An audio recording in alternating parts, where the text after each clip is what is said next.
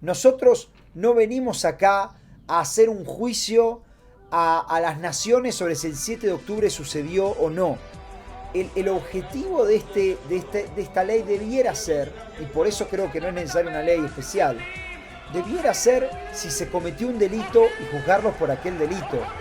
Creo que todo esto está dentro de lo que hablábamos al principio, la tensión a veces que hay entre justicia y venganza. Ven a Shugot, un podcast para leer entre líneas. Hola Mati, ¿cómo estás? Johnny, ¿todo bien vos? Bien, bien. Acá, por empezar, honestamente, un capítulo que yo creo que va a estar caliente, ¿eh? Como el calor que hay acá en las afueras de Jerusalén. Así es, así es. Y antes de empezar a decir que hemos recibido muchos comentarios sobre el capítulo anterior en el que entrevistamos a Ari Bodosari y nos contaba qué pasaba dentro de la Franja de Gaza, que nos podía hacer entender por qué hoy Hamás sigue controlando la Franja de Gaza. Quienes no lo escucharon, vayan a un capítulo anterior que está muy interesante. Y hoy Johnny decía que vamos a tener un capítulo caliente porque vamos a tocar un tema bastante sensible, que es una ley que fue aprobada en Israel para juzgar a los terroristas de Hamas que entraron el 7 de octubre. Sí, una ley que hay que Digo marcar. caliente porque hay diferentes opiniones y vamos a ir analizando juntos esta ley. Sí, hay que marcar, Mati, una ley que fue aprobada. A ver, creo que hasta la persona que menos sabe de política israelí sabe que en Israel, como en todo el mundo, hoy está de moda la grieta, ¿no? Como diríamos los argentinos. 50% quiere A, 50% odia a A. O sea, y la política se maneja de esa forma. Y en este caso, tenemos una ley que yo la verdad no recuerdo muchas que haya sucedido. Así pensando en mi cabeza en los últimos 4 años, creo que hubo una declaración de la Knesset que se pasó condenando el reconocimiento del Estado palestino de manera unilateral por parte de Irlanda, España y no me acuerdo qué otro país más. Y creo que esa también.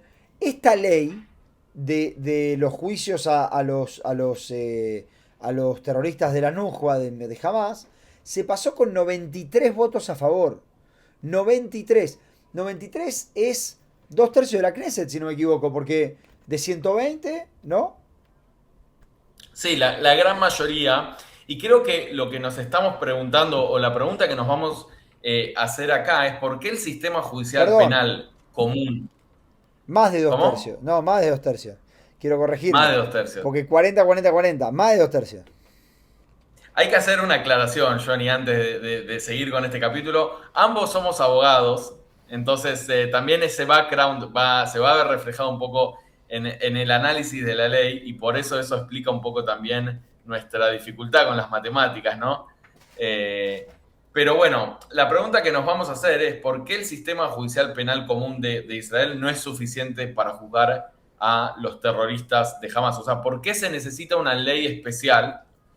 Y esta ley es impulsada por los diputados Simcha Rothman y Yulia Malinkovsky. Y me parece interesante que define los actos cometidos el 7 de octubre no solo como terrorismo, sino explícitamente como crímenes contra el pueblo judío, crímenes contra la humanidad y crímenes de guerra. Johnny, ¿recordás en qué otro momento de la historia de Israel hubieron estas definiciones? Exactamente, porque esto que estás marcando vos es el punto central. No es la primera vez que en Israel se dicta una ley en la cual se reconoce de manera especial los crímenes contra el pueblo judío. La otra fue en la ley del enjuiciamiento de los nazis. Y obviamente uno de los momentos más épicos de todo esto, miren, ¿ven estos libros verdes que tengo acá atrás? Estos libros verdes que yo tengo atrás para los que nos ven en YouTube son el protocolo completo de los juicios a Adolf Eichmann. Ahí pueden ver el libro, es el protocolo hecho por el Estado. El caso más famoso en el cual hubo una condena y fue juzgada una persona por esta ley de persecución contra el pueblo judío y los nazis, etcétera, etcétera, fue el caso de Eichmann, del cual por lo menos yo voy a estar hablando bastante hoy. Sí, Y para empezar ya a meternos de lleno en la ley, la clave legal creo que es que la ley establece, ¿no?, que los acusados no van a ir a tribunales civiles tradicionales, sino a un tribunal militar especial con sede en Jerusalén. O sea, se explica ahí en la ley que los jueces no van a ser soldados inexpertos, sino una selección de élite elegida por el Ramatkal, el jefe de Estado Mayor del Ejército de Israel, por el momento es Eyal Zamir, y el presidente de la nación, y que van a ser jueces retirados de la Corte Suprema, magistrados de tribunales de distrito y jueces militares veteranos. Ahora, ¿por qué militar? ¿Por qué sería esto un fuero militar? Y ahí me parece interesante analizar esta idea de que se permite juzgar bajo leyes de emergencia o bajo el combate de terrorismo, inclusive aplicando leyes especiales que agravan las condenas. Sí, y a ver, acá hay que marcar algo. Israel no es el único país que ha sufrido este tipo de tragedias, lo explicamos recién también cuando hablábamos de la cuestión de los nazis, pero me parece muy importante marcar que en otros lugares donde ya se han sufrido tragedias nacionales, vamos a decirle así, se ha buscado la forma y se ha encontrado a partir de la necesidad de seguir el proceso de manera regular. Y acá me parece que hay que entender la siguiente cuestión. Lo voy a ejemplificar con una cuestión muy práctica de lo que es las garantías en el derecho penal, pero esto va a seguir durante todo este podcast. Hay una garantía que es la garantía del juez natural.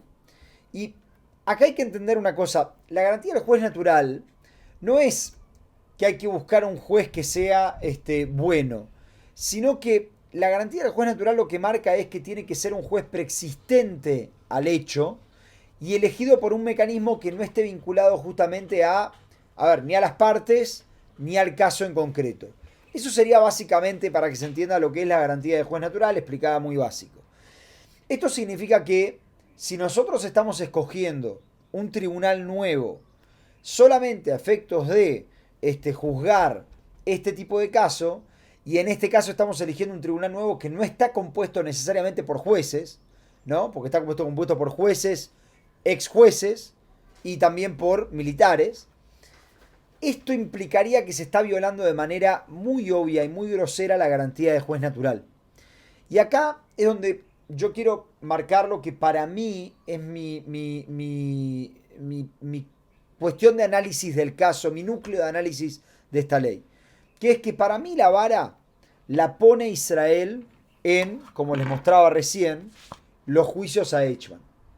Yo siento que acá Israel puso la vara. Ahora ustedes me podrán decir, mirá Johnny, la verdad, vos conocés tribunales especiales, tribunales ad hoc que se hayan conformado a los... Sí, es verdad, pero cuando se conforma el tribunal, recuerdo lo que marcaba recién de las reglas, ¿no? El tribunal se conforma o de manera preexistente al hecho o elegido por un mecanismo que no esté vinculado a las partes ni al caso en concreto. Y acá estamos justamente haciendo lo contrario. Lo que estamos haciendo es elegir un tribunal que es un tribunal militar a los efectos de juzgar especialmente a estas personas y no ir a través de la justicia ordinaria como ya lo había hecho Israel en Eichmann. Y esto ya me parece que desde el título es algo que ya marca un gran problema en esta ley, por lo menos para mí. Ahí permitime, vamos a empezar con la primera opinión diferente. A ver, en este sentido yo sí creo que estas personas necesitan ser juzgadas. Israel es un Estado de Derecho y tiene que juzgarlas de acuerdo a un procedimiento como cualquier Estado de Derecho. Ahora también me pregunto, en términos prácticos, yo entiendo la garantía del juez natural y es una base del derecho penal. Ahora, en términos prácticos, no sé si el sistema judicial israelí podría recibir de golpe 300 casos de esta magnitud, de esta gravedad, para procesarlos y que se llegue a una condena o una absolución o una condena de manera, digamos, relativamente rápida, 2, 3 años de juicio. Bueno, Y eso creo que es lo que está buscando esta ley. Acá quiero decir algo. Por ejemplo, vos podés crear, como creó Argentina, la UFI AMIA. Vos podés crear juzgados. ¿Querés explicar un poco qué es Claro, vos podés para los crear que... juzgados, por ejemplo, podés crear juzgados a los efectos de investigar un caso especial. En Argentina, por ejemplo, se designó a un juez y a un fiscal que especialmente estaban investigando el atentado contra la central de la comunidad judía argentina, la AMIA, el 18 de julio de 1994. También tenés juzgados que son los que juzgaron a las juntas militares, por ejemplo, volviendo al ejemplo de Argentina, que en este caso es un ejemplo que no es porque los dos somos argentinos, sino que es un caso realmente paradigmático a nivel mundial de cómo la Argentina llevó a los militares, quienes eran acusados de terrorismo de Estado, a pesar de que se intentó que vayan a la justicia militar, los llevó a la justicia ordinaria. Pero uno puede armar juzgados especiales para que tengan, como vos decís, la atención puesta en esto. Ahora, mientras sean jueces que son jueces, o sea, jueces ordinarios, que fueron designados por procesos ordinarios y que van a estudiar el tema de acuerdo a las leyes ordinarias. Yo te voy a decir algo. En Israel hoy tenés, si no me equivoco, 101.000 abogados. Si no me equivoco. En realidad puede haber menos.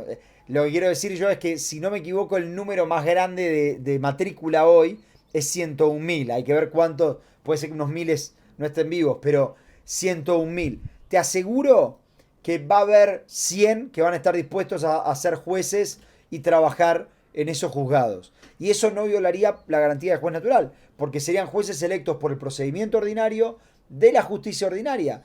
Esto Israel no lo quiere hacer. Quiere meter ex jueces que ya dejaron de ser jueces, quiere meter militares que son militares, entre paréntesis, uno podría decir, pero los tribunales de Nuremberg también eran militares, claro, pero no eran militares de carrera. Ellos no eran soldados profesionales, eran personas que fueron dadas el rango a los efectos de juzgar a estas personas. Yo en ese sentido, Johnny, también opino distinto, en el sentido de que, imagínate con todo el problema que está teniendo Israel para nombrar jueces, ya sabemos la disputa que hay entre el ministro de Justicia y los jueces o el sistema judicial, imagínate sumarle otra disputa más para ver cómo se nombran los jueces que tienen que juzgar los hechos del 7 de octubre. A lo que voy con esto es, me parece que la fórmula obtenida, que es el presidente de la nación y el Ramatkal, es una forma interesante y pragmática, dando las tensiones que hay internas hoy en Israel. Pero si te parece, voy a ir avanzando un poco, porque el otro punto, que también es algo que charlábamos antes de comenzar el capítulo, es el artículo 17 de esta ley. Lo que permite es que el tribunal se desvíe de las leyes de procedimiento y evidencia tradicionales, es decir, la cadena de custodia de las pruebas, la revisión de materiales de investigación, si considera que es necesario para la justicia y la verdad. Hay que decir algo en este caso. A simple vista uno escucha esto y dice, bueno, esto es problemático. ¿Cómo van a presentar pruebas que no tengan el estándar que se necesita para hacer una prueba en un procedimiento judicial? Yo particularmente lo que creo es que en el caos del 7 de octubre, las pruebas son muchas veces videos de GoPro, confesiones bajo fuego de terroristas o de víctimas, restos forenses en una zona de guerra. Me recuerdo los días después del 7 de octubre que hemos visto un montón de cuerpos en los kibutzim y fotos tomadas ahí. Y si se aplicaran las reglas de un robo común, muchos de estos casos se caerían. Y ese es un problema. ¿Cómo adaptar esta tensión de cómo adaptar la ley a un crimen masivo? Yo me pregunto lo siguiente. Yo no sé si la ley tiene que ser adaptada. Yo me pregunto, lo primero que voy a marcar, todo el mundo sabe, los pocos que me conocen saben que soy una persona bastante garantista. ¿Qué significa ser garantista? Explícalo, porque... Creo que todos somos garantistas. Pasa que todos somos garantistas cuando nos toca a nosotros. Garantista es creer que hay que respetar y destacar constantemente la importancia de las garantías de las personas en juicio. Existen ciertas garantías, recién discutíamos la garantía del juez natural, ahora vamos a hablar de la garantía a un juicio justo, que es justamente esta cuestión de flexibilizar las pruebas. Y es cierto que muchos piensan que las garantías son como una especie de obstáculo que el sistema o ciertos abogados tratan de poner para que no se cree justicia. Y a mí, un profesor siempre me decía que las garantías no son un obstáculo, sino una herramienta. No es que nosotros tenemos que flexibilizar, nosotros tenemos que cumplir con estas herramientas para poder llegar realmente a dar una solución justa. Porque tenemos que entender, y acá es donde uno se pone en una situación incómoda, porque obviamente muchas de las personas que están escuchando deben decir, ¿por qué está diciendo este chico? Son terroristas, hay que matarlos a todos. Claro. El problema es que una vez que vos empezás a flexibilizar las reglas para uno, ¿por qué no puedo pensar que las puedo empezar a flexibilizar para otro? Y de repente, al principio no, pero de repente termino con inocentes siendo condenados a muerte por un tribunal que no es un tribunal real, que no es un tribunal que respete las garantías, por ejemplo, del juez natural. Entonces, Vos lo que decís es tu temor es que esto sea una puerta que se abra para otros casos. sí, no es que es mi temor, es que yo creo, o sea, no es una expectativa, no es algo que yo creo que va a pasar, es algo que pasa, que va a pasar. Es algo que para mí es claro que va a suceder. Una vez que vos abrís una compuerta para que este poder del Estado empiece a penetrar, esto sucede. Y se empieza a aplicar en otros órdenes y eso es lo que todos tenemos que evitar. Por eso yo digo, todos somos garantistas cuando nos toca a nosotros, ¿no? Cuando les toca a otros. Ahora, vos decías algo que me parece muy interesante. Vos decías, si la ley está preparada. Yo creo que la ley a priori está preparada. Ahora, quiero comentar una cuestión histórica. La ley de persecución de los nazis de Israel tenía un artículo, el artículo 15, que también permitía flexibilizar la prueba. Y es muy interesante que el tribunal rechazó varias veces usar ese poder especial. En muchos momentos dicen, es verdad que el artículo 15 nos permite relajar la regla en materia de prueba, pero no tendríamos que hacer uso de esto porque esta especie de relajamiento de reglas no es necesario en los intereses de la justicia. Y esto es algo que, insisto, para mí la vara la pone Eichmann. Si vos querés hacer justicia, y esto es lo que tienen que hacer los jueces, vos no necesitas relajar la cuestión de cómo es que se puede acceder a una prueba. Lo que quiero decir, que me parece muy, muy importante marcar, es que cuando vos, cuando vos relajás la prueba, cuando vos decís que tenés que relajar la prueba, puede ser por dos razones. Una, porque realmente querés hacer juicios más rápidos pero menos justos. Esto es una posibilidad. La otra, porque realmente hubo un problema en recabar prueba. Y acá quiero marcar una cosa. Unos meses después de que fue la masacre, hablé con un juez que estaba asesorando a la policía, ex juez, no importa quién es. Él estaba asesorando a la policía porque me dijo que estaban teniendo serios problemas para mantener la prueba, para recabar prueba, Entonces yo me pregunto si es un problema de la ley o si es un problema de que hubo también defectos muy graves en la prueba recabada y por lo tanto bajo las reglas normales una persona no podría ser condenada y hay que tener mucho cuidado con eso porque ahí significa que estamos haciendo un juicio por la narrativa y no por la justicia. Bueno, pero ahí yo también sumo la complejidad, ¿no? Porque en el caos del 7 de octubre, es lo que decía antes, fue muy difícil, o sea, muchas de las pruebas que se obtuvieron el 7 de octubre a la noche, el 8 de octubre, el 9 de octubre de 2023, era bajo fuego de Hamás. O sea, no es que estamos juzgando un robo simple, estamos juzgando un crimen masivo en una zona de guerra y de fuego cruzado. Entonces, el estándar de prueba también debería ser otro, creo yo. Sí, es cierto, pero también voy a decir, ¿no? Hemos conseguido condenas muy grandes solo basadas en testimonios, en testimonios. O sea, Eichmann fue condenado en base a documentos y en base a testimonios. Creo que todo esto se podría hacer también con las reglas que hay. No necesitamos de una cadena de custodia defectuosa, no necesitamos de testimonios que no vengan a juicio a las personas a declarar. Creo que esto se puede hacer, entre paréntesis. Yo no soy sociólogo, pero he leído a muchos que decían que el juicio a Eichmann también fue una forma para la sociedad israelí de curar de aquello que había sucedido en Sí, el sí, y holocausto. de hecho me parece interesante poder hablar sobre eso en breve, pero hablando de todo esto que es este debate moral, ¿no? De cómo juzgar, qué juzgar, la ley me parece un punto interesante, Johnny, que contempla también la pena de muerte, eh, algo que es irreversible. Una vez que se ejecuta la pena de muerte, no hay vuelta atrás, pero lo que establece es un voto de apelación automático. ¿Qué significa esto? Es que si el terrorista no quiere apelar, la ley asume automáticamente que se apela para cumplir con el estándar internacional de la revisión judicial doble. Antes de ejecutar una pena de muerte, que haya dos tribunales que confirmen esa sentencia.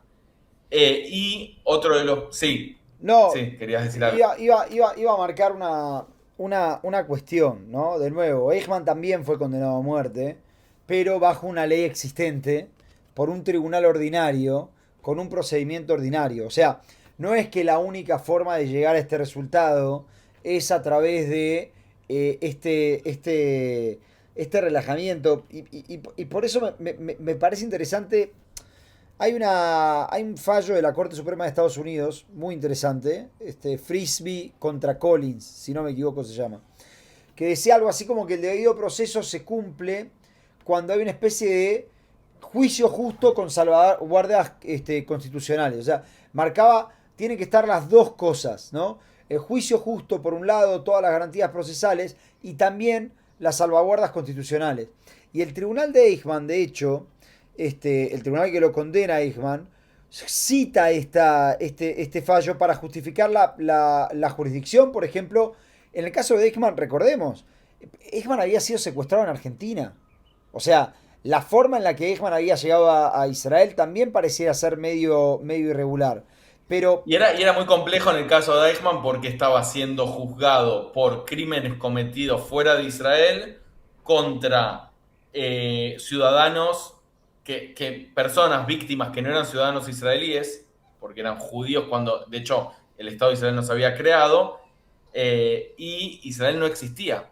Toda la cuestión de la competencia y jurisdicción era muy compleja en ese caso. claro, ¿y por qué se le da tanta vuelta? Porque, y ahí voy a esto que yo decía de lo de la Corte de Estados Unidos, porque si vos decís que el debido proceso se cumple cuando vos tenés un juicio justo con salvaguardas constitucionales, o sea, si las reglas constitucionales, las salvaguardas constitucionales son las que legitiman el proceso, entonces, ¿qué pasa cuando la ley permite flexibilizar estas salvaguardas? O sea, lógicamente lo que voy a decir es que el proceso termina siendo ilegítimo.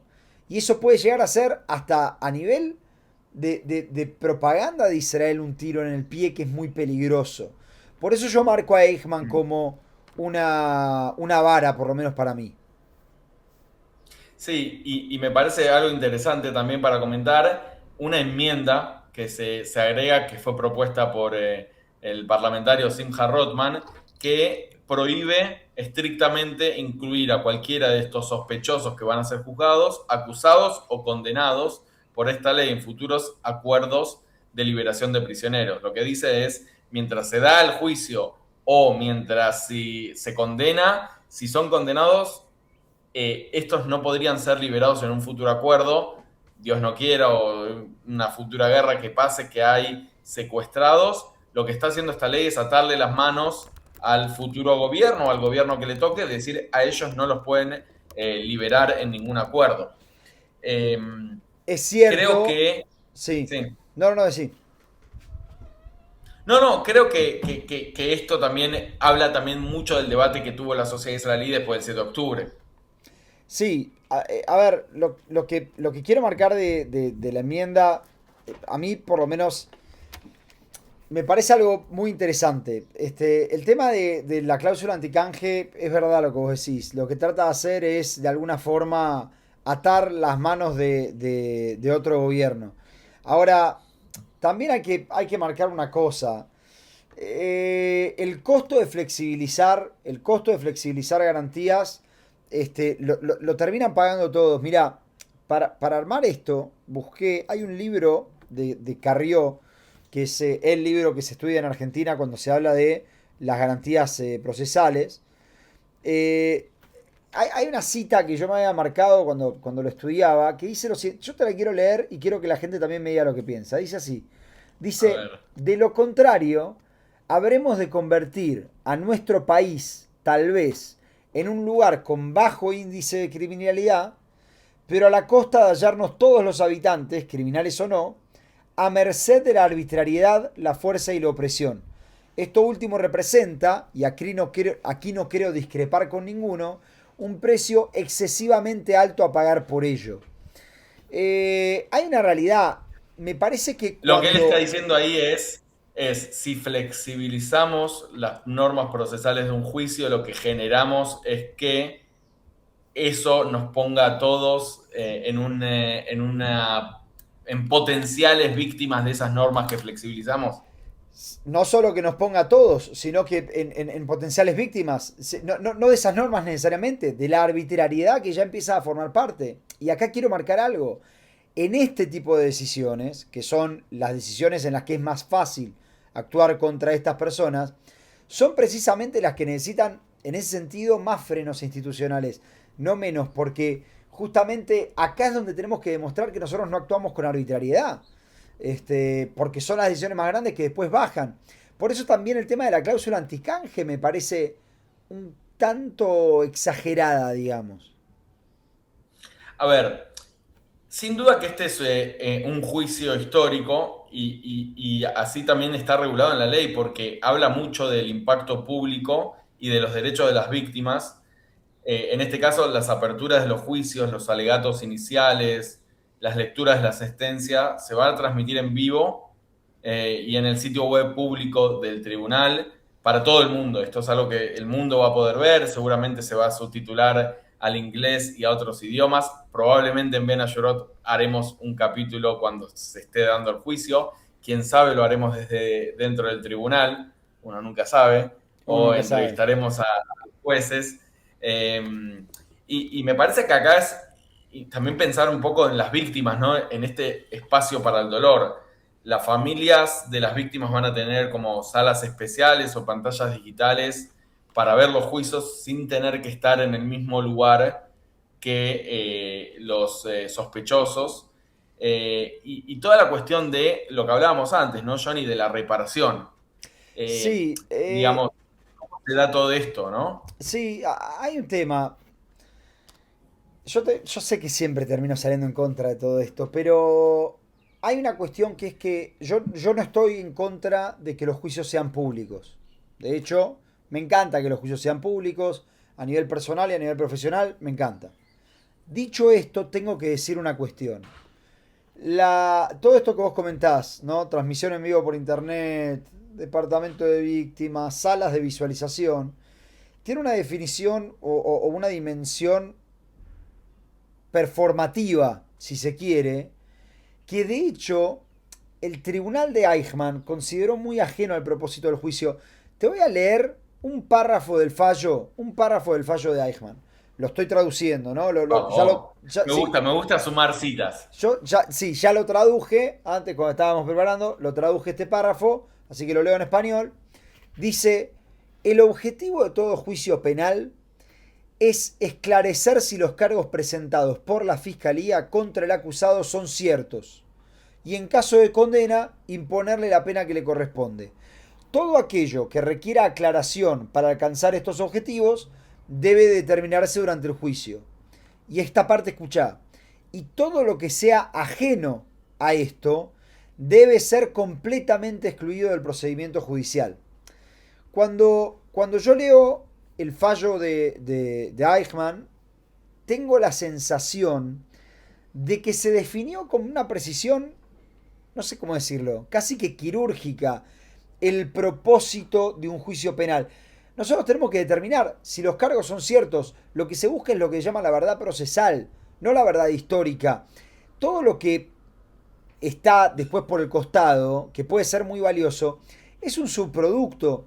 Y siento que lo que está sucediendo acá es que la ley lo que termina haciendo es justamente esto, crear una especie de situación en la cual la justicia también se convierte en una especie de lugar performativo, ¿no? No voy a decir un circo, pero tengo muchas ganas de decir esa palabra.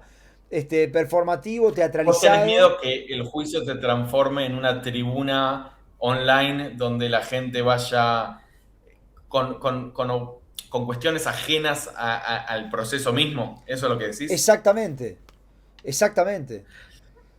Ahora, me parece A mí algo me parece que interesante esa es la porque parte más grave, digamos. me parece algo interesante porque yo estoy seguro que mucha gente que nos está escuchando va a decir, wow, Mati está contando la ley y Johnny está yendo en contra de todo. O Johnny está diciendo por qué está todo mal. Y me parece interesante tu postura, aunque yo no estoy de acuerdo, me parece interesante porque nos ayuda a ver, nos ayuda a ver otra alternativa que no se pensó en esta ley. Y también me trae ahora la pregunta, esto estoy preguntándome ahora mismo, es ¿qué pasó desde el juicio de Eichmann a hoy en día que cambia la forma de hacer justicia? Completamente de acuerdo.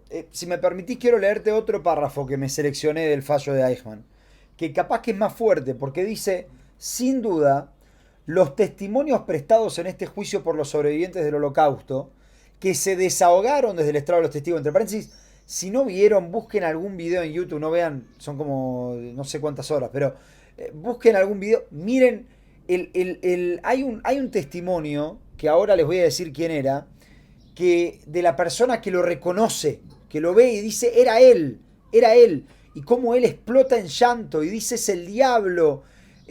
Son escenas muy fuertes. Entonces, por eso digo, el tribunal dice en el fallo, obviamente ellos se desahogaron los testigos desde el estrado de los testigos, y dicen, estos testimonios constituirán un valioso material para investigadores e historiadores, pero dicen, en lo que respecta a este tribunal, tienen que considerarse como un resultado secundario del juicio. Nosotros no venimos acá a hacer un juicio a las naciones sobre si el 7 de octubre sucedió o no. El objetivo de esta ley debiera ser, y por eso creo que no es necesaria una ley especial, debiera ser si se cometió un delito y juzgarlos por aquel delito. Y todo el resto me parece que lo que hace es generar una situación en la cual va a ser muy difícil para Israel después decir que fue un proceso legítimo. Ahora estoy pensando algo, porque mientras vos decías esa cita, yo lo que estaba pensando es en una, por ejemplo, imagínate el potencial escenario de una página de Instagram del tribunal donde vaya compartiendo reels de las víctimas, que es algo muy probable que se pueda hacer. O sea, los testimonios de las víctimas en reels para que sean virales en redes sociales. Pensemos que cuando estaba Eichmann no había redes sociales. Hoy con las redes sociales y cómo eso podría influir en el juicio o no influir en el juicio, qué es lo que se está intentando hacer. También demostrar al mundo el hecho de que estas personas van a ser juzgadas de acuerdo a una ley, pero también demostrar al mundo la monstruosidad de los actos cometidos por estos terroristas que entraron el 7 de octubre. Y creo que todo esto está dentro de lo que hablábamos al principio, la tensión a veces que hay entre justicia y venganza. Sí, y acá quiero volver a Eichmann. En el fallo, en el final del fallo, los jueces le dedican un párrafo al doctor Servatius. El doctor Servatius es el abogado de Eichmann. Y le dedican un párrafo entero en el final del fallo. Es tremendo. Donde le dicen que básicamente le reconocen su trabajo. Esta no la traduje, mira, y no la quiero empezar a traducir ahora en vivo, pero le reconocen su trabajo y dicen que siempre en un ambiente que no era familiar para él, se metió en una batalla legal, que fue una batalla legal que la dio con todas las armas, que se abstuvo de controversias innecesarias. Realmente el tribunal de Eichmann elogia al abogado defensor, porque es muy interesante, las víctimas eran el pueblo judío, los jueces eran judíos, una de las cosas que se dijo al principio del juicio, y el tribunal dice que la labor de la defensa fue una asistencia valiosa al tribunal. O sea, la defensa no es el enemigo del proceso, es lo que lo hace legítimo. Por eso yo digo que, por ejemplo, cuando la ley de esto excluye, por ejemplo, la Defensoría Pública, lo que termina generando es que sea un proceso que tiene mucha duda. Ahora, si lo que están tratando de hacer es generar una especie de juicio a la idea de que el 7 de octubre sí existió o no existió, y que lo que digamos es el 7 de octubre en efecto existió y esto es lo que sucedió, entonces lo que va a terminar pasando es que ahí va a haber gente que va a decir, pero fueron juicios todos armados, esto nunca existió, esto es todo mentira. En cambio, si nosotros usáramos las herramientas que ya existen, las herramientas reconocidas en el mundo por el derecho internacional, para juzgar a estas personas, lo que va a pasar es que algunos van a ser condenados, otros van a ser liberados, pero no se va a haber puesto también el 7 de octubre en tela de juicio. Entonces creo que el riesgo también es mucho más grande que el beneficio que puedes tener. Sí, es interesante. Creo que al final del día, la ley que estamos analizando no es solo una ley de tecnicismos y hemos entrado en muchos tecnicismos, sino que se trata de ver cómo una sociedad que sufrió un trauma terrible como la magnitud del 7 de octubre intenta lidiar con esta sensación que tienen muchos de venganza, pero el derecho penal y un poco lo que intentamos analizar en conjunto, también con diferentes opiniones, pero creo que los dos coincidimos, es que el derecho penal tiene una función que es procesar, ¿no? Esa rabia colectiva, podemos decirle, ese deseo de venganza, y transformarla en un veredicto que sea racional, que sea apelable, como vimos que hay esta cuestión de la apelación automática, y demostrar que incluso frente a la barbarie hay un debido proceso o no, y cómo se juega ese debido proceso. También me parece muy interesante escucharlos a ustedes, qué tienen para decir, déjennos en sus comentarios qué es lo que opinan sobre esta ley, pero nos parecía muy interesante poder tratar estos temas que por ahí no son el tema principal en las noticias, pero también hablan mucho de la identidad de Israel y hacia dónde quiere ir Israel con este proceso judicial. Sí, me gustaría cerrar nada más con una cita de Franz von Liszt, un penalista muy conocido, que él justamente decía que, para que todos tengamos en cuenta, lo digo, ¿no? Que el derecho penal básicamente se trata de la protección de los ciudadanos contra la arbitrariedad del Estado. O sea, marcar que hay reglas claras, y decía, y contra el instinto de venganza social. Es interesante porque puede ser que lo que estamos viendo es tratar de alguna forma, ¿cómo decirlo?, redibujar lo que serían los objetivos, que esto puede ser válido, del proceso penal como lo conocemos.